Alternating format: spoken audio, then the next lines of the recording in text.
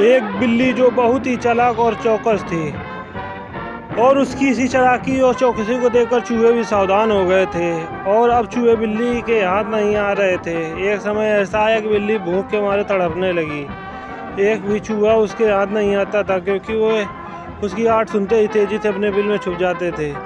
भूख से बचने के लिए बिल्ली भी योजना बनाने लगी। तभी उसके दिमाग में कुछ आया और वह एक टेबल पर उल्टी लेट गई। उसने सभी चूहों को यह सोचने पर मजबूर कर दिया कि वह मर चुकी है। सारे चूहे बिल्ली को ऐसा लेटा हुआ अपने बिल से ही देख रहे थे। उन्हें पता था कि बिल्ली बहुत चालाक और इसलिए कोई भी चूहा अपने बिल से बाहर नहीं आया था। लेकिन बिल्ली भी हार मानने वालों में से नहीं थी। वह बहुत देर तक उसी टेबल पर उल्टी लेटी रही। धीरे धीरे चूहों को लगने लगा कि बिल्ली मर चुकी है।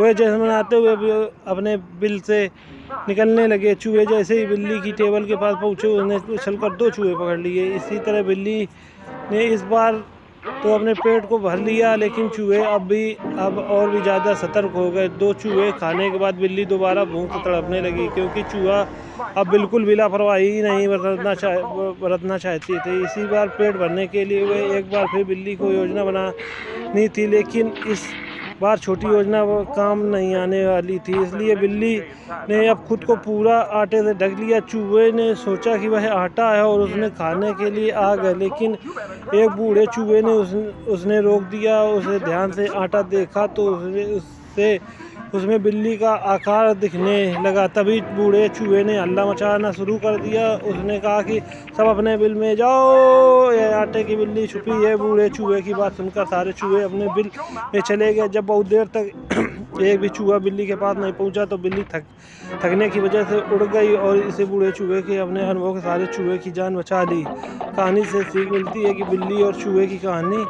से यह सीख मिलती है कि बुद्धि का इस्तेमाल करके धोखे से बचा जा सकता है। थैंक